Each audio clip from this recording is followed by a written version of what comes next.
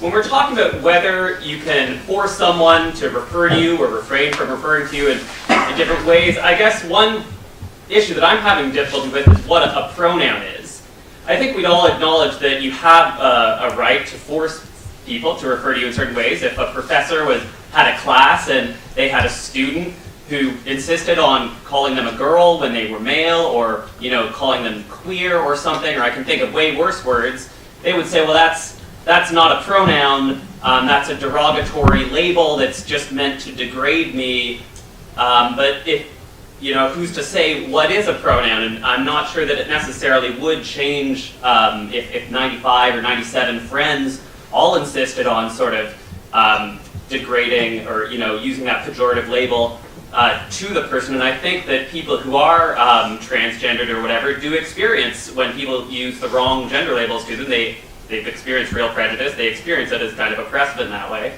So I don't know if identity is a subject or an object, but I do know that we place important demands on one another.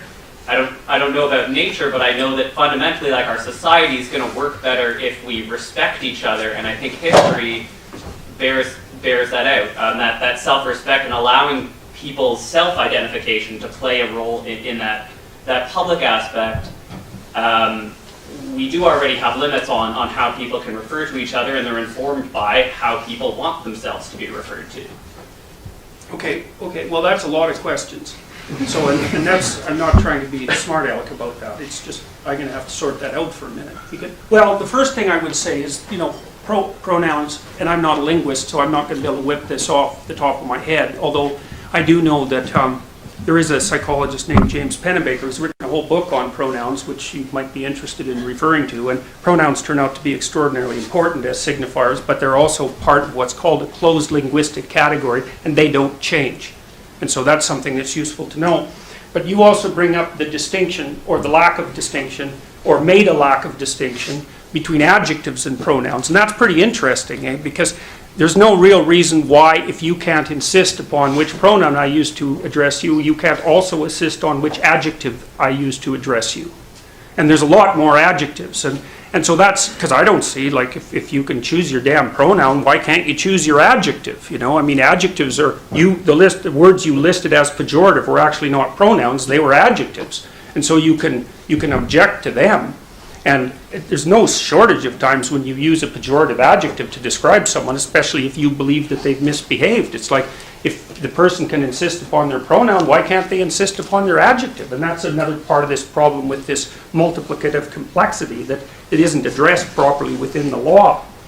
With regards to respect, you said, well, human civilization progresses a lot better if we respect one another, and I actually don't believe that at all. I believe that human civilization progresses and maintains itself when we respect people who've earned respect. You don't just respect everybody randomly. Well, what the hell use is respect if you just respect people randomly?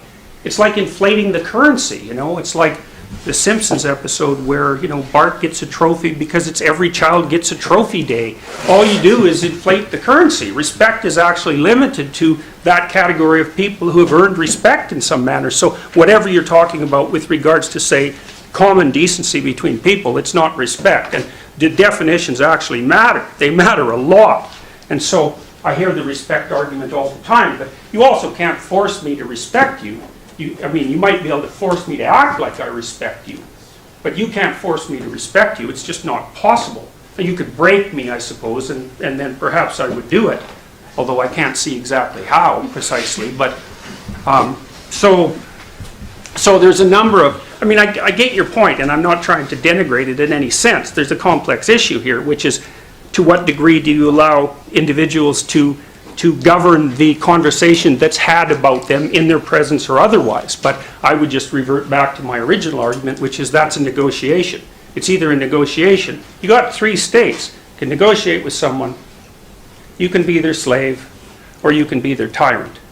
And I would pick negotiation, but as far as I'm concerned, the law right now, as it's currently instantiated, is a tyrant, and it makes people into its slave, and we're going to pay for that.